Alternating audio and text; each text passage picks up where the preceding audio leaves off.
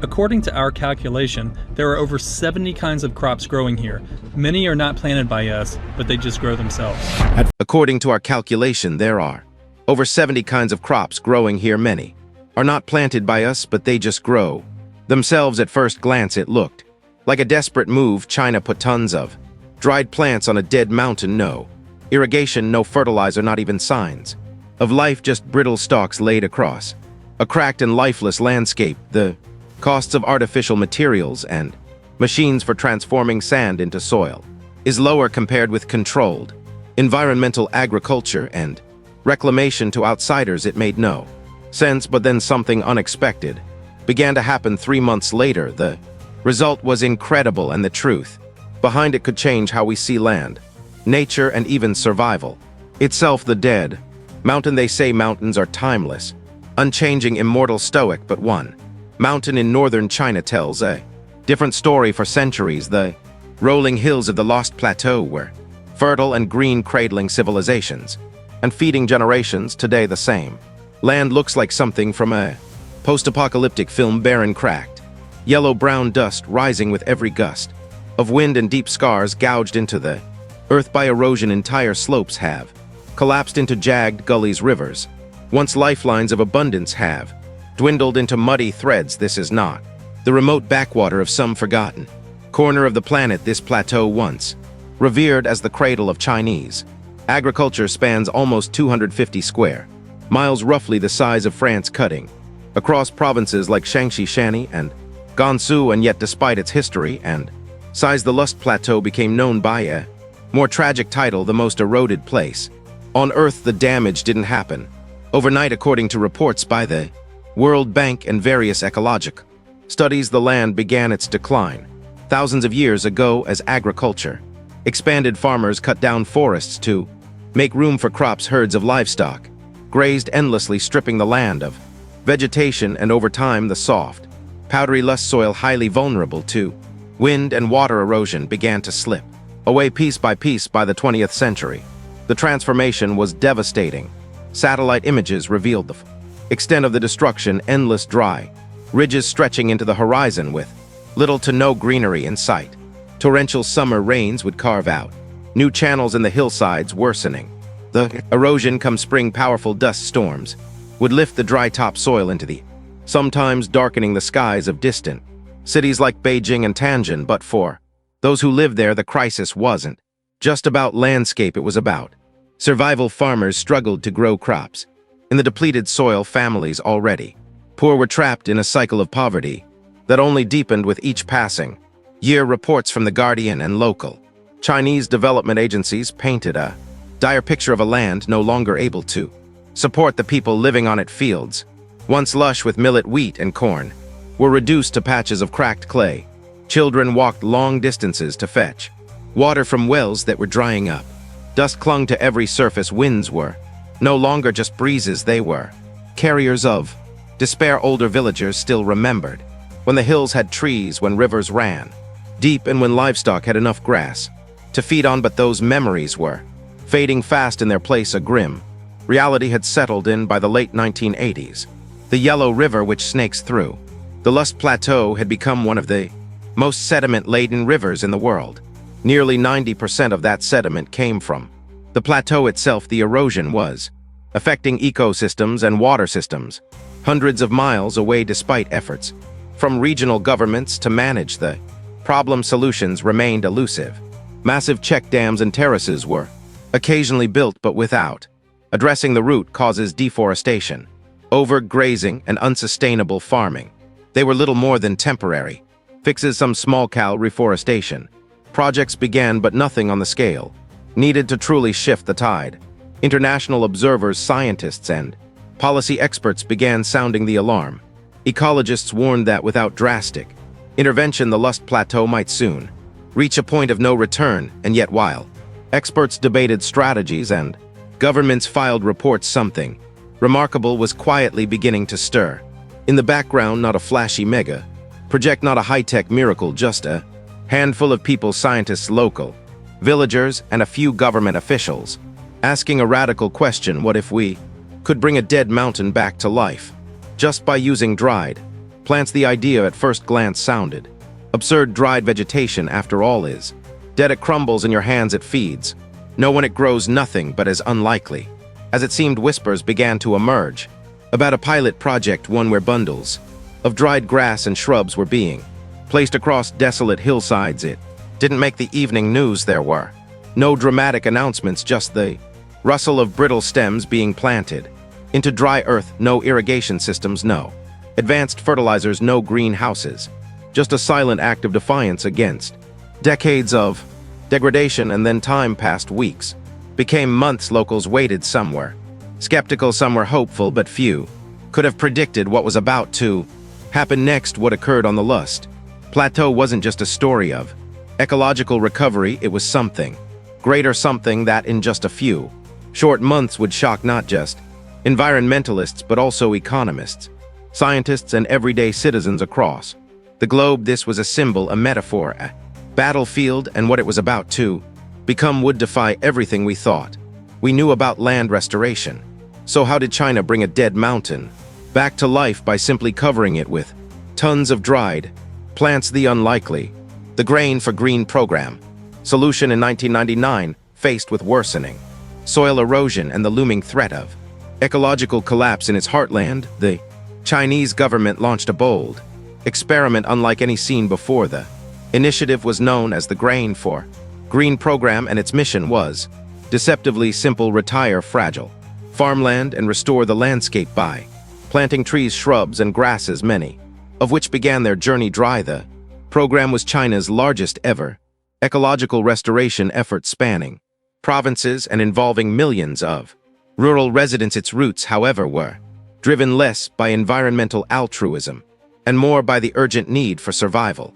Soil loss was not just destroying the land, it was dragging millions deeper into poverty, threatening water systems downstream and choking entire cities with seasonal dust storms, according to internal policy reports and field studies later published in journals like Hydrology and Earth System Sciences and MDPI Sustainability. The strategy was based on a striking idea: turn steep slope farmland back into forest and grassland.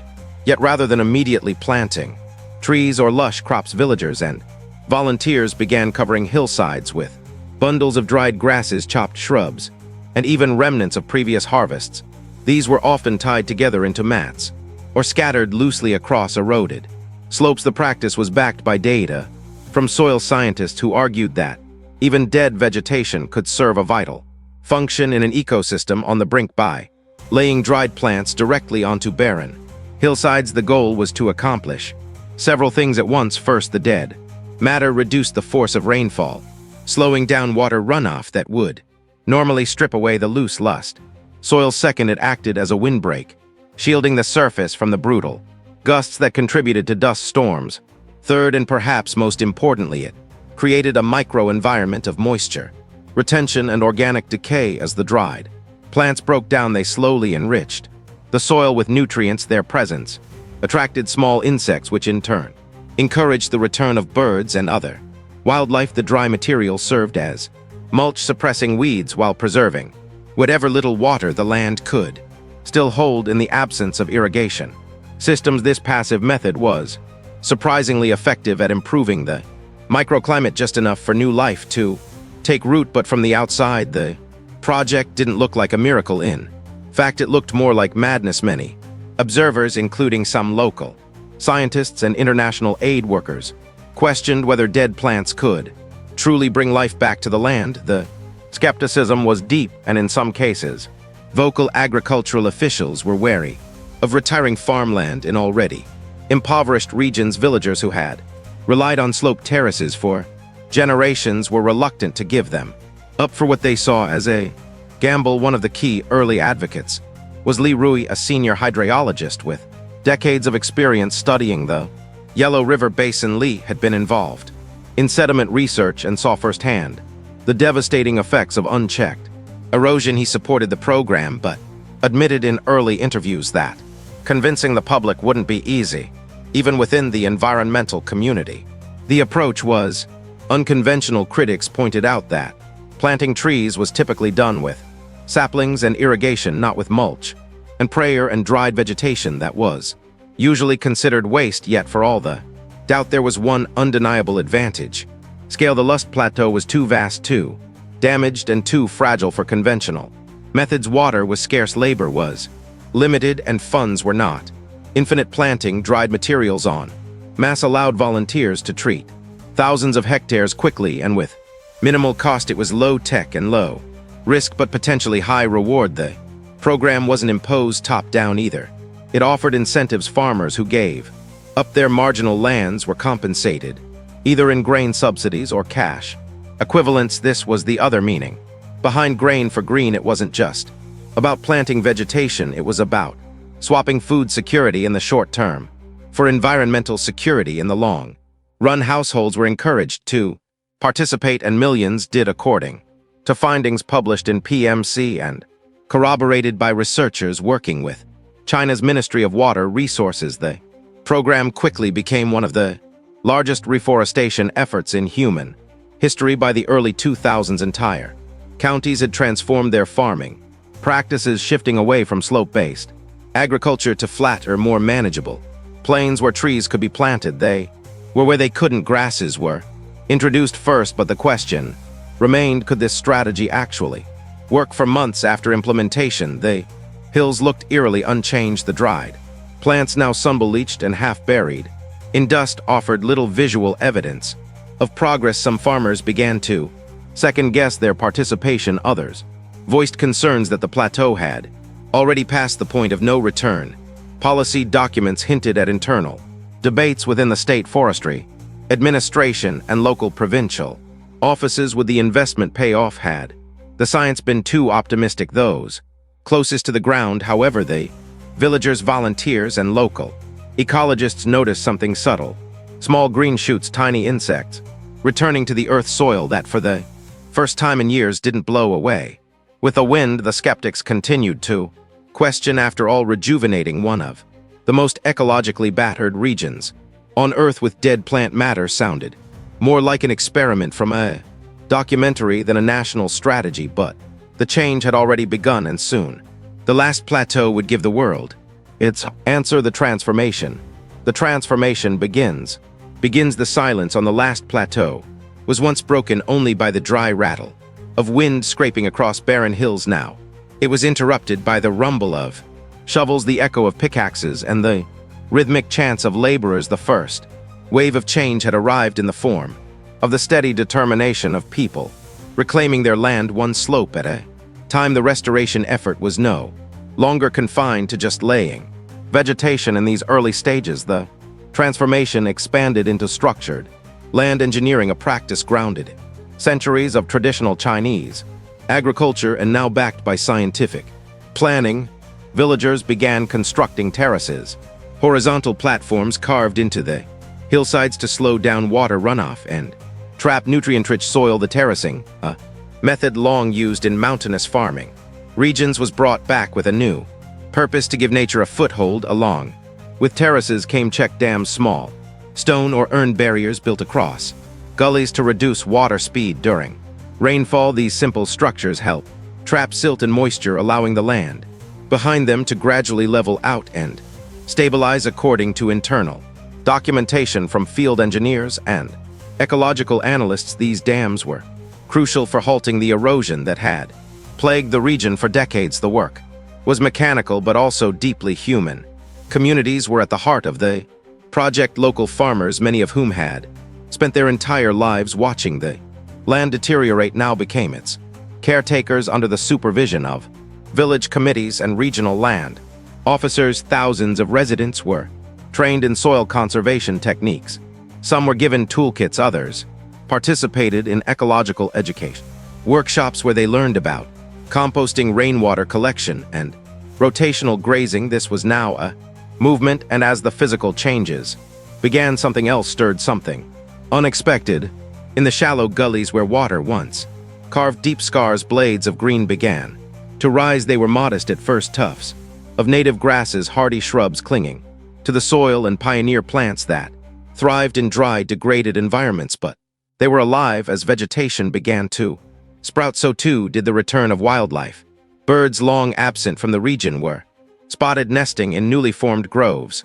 Insects buzzed again over patches of clover and wildflowers, even small. Mammals, hares, voss, and ground squirrels ventured back into the recovering wilderness. It was as if the land long dormant was beginning to breathe soil. Quality also began to shift. Villagers observed that rainwater no longer flowed off the hills like it once did. Instead, the water sank and slowly retained by the terraces, the dams, and the thick mulch layer left by dried vegetation. Reports compiled by local hydrologists described a noticeable reduction in surface runoff, a critical sign that the erosion was slowing down. In some villages, small springs that had dried up years earlier began to trickle again. The transformation wasn't instantaneous, and no one expected it to be, but even within the first few weeks, the change was tangible. Hills that once resembled moonscapes now bore the faint hue of green. The hope was born. This progress was emotional. Farmers who had once given up on their land now spent evenings tending to new saplings. Children who had grown up thinking dust storms were a way of life now played in fields where grass swayed gently in the wind. In interviews documented by ecological journals and advocacy groups like Living Earth, locals spoke with cautious optimism. They didn't dare call it a miracle, but they called it a beginning. The world, for the most part, wasn't watching yet. Outside the region, few knew that an ancient, eroded landscape had started coming back to life thanks to careful planning, local effort, and something as simple as straw and earth. Still, the Lust Plateau was vast, larger than many countries, and its wounds were deep. Many still questioned whether these early signs of recovery would grow into something larger or fade away like so many failed experiments before. The answer was just over the horizon, and when it came, it would leave even the skeptics.